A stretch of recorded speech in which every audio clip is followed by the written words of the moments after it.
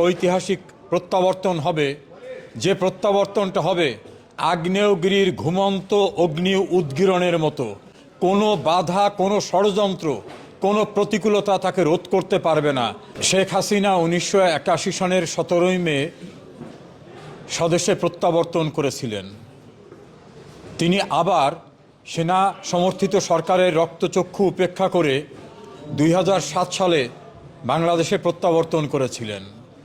আগামীতেও তার একটা ঐতিহাসিক প্রত্যাবর্তন হবে, যে প্রত্যাবর্তনটা হবে আগ্নেয়গিরির ঘুমন্ত অগ্নি উদ্গীরণের মতো।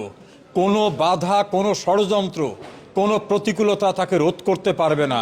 বাংলাদেশের মানুষ ফুঁসে উঠেছে, তাদের কাছে প্রমাণিত সত্য যে শেখ হাসিনার চেয়ে দরদি মানুষ কেউ নাই, এবং বাংলাদেশের মানুষের আস্থা শেখ হাসিনার উপরে।